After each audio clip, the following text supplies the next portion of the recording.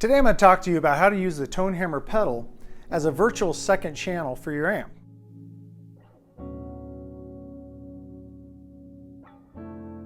This came up to me years ago when I was looking at my set list, and I found that I was usually needing two pretty different tones to get through all the songs. And I had a single channel amp, so I was always running back and making adjustments, which was kind of a pain in the butt and took me out of the spirit and the flow of the show. That's when I got my Tone Hammer pedal and realized right away that I could set it up as a second channel. Let me give you kind of the rundown how I approached it. Maybe you can use it for your setup. So basically, I look at my set list, and I'm just using the example today of mostly playing fingerstyle, but then having a couple songs where I'm slapping. So what I look at which is the more subtle EQ setting. In this case, my fingerstyle setting. So I would use that for the amp. In this case, I'm using the Tone Hammer 700. So I would set up the controls there, preamp controls, so I had a good fingerstyle sound.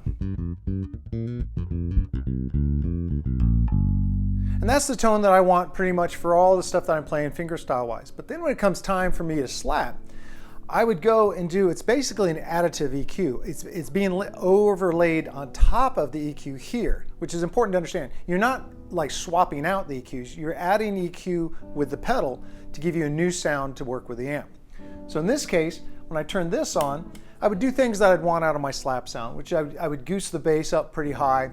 The sound I don't like a lot of brittle highs, so I actually duck the highs back. Plus I have highs set up the way I like them on the amp already.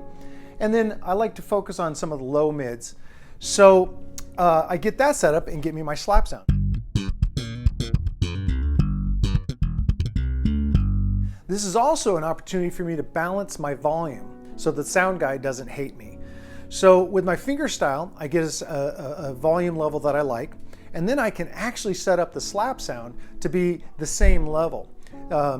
Something that some players struggle with, I do, and it's weird, mine's backwards. My fingerstyle is louder than my slap. So the sound guys were always saying, hey, when you slap, I can't hear you. So I can make that up by using the master control on the pedal to kind of get unity gain between the two settings that I have.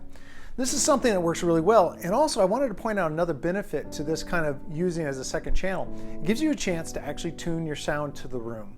When you get to let's say you get to a venue, all the walls are either draped with curtains, or you have carpet and you have carpeted floors and stuff like that, you might find that you need to tweak both your slap and your fingerstyle sound. So this is a good opportunity to quickly do a run through, make them so they're set, so you don't have to worry about that during the show.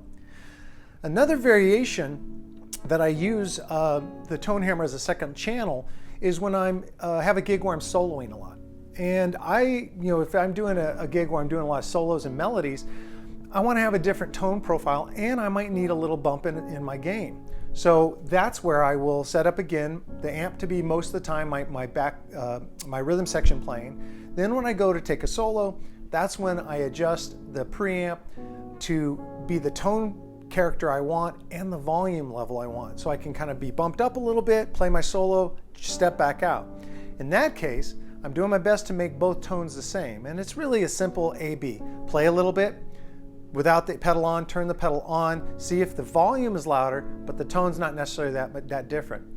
So these are just some ideas how you can add a Tone Hammer pedal to your existing amp and have a whole new world of flexibility and performance that you couldn't get just with the amp by itself. I hope these tips help. If not, you have some questions you want to further the conversation, please do in the comment section below. Thank you so much.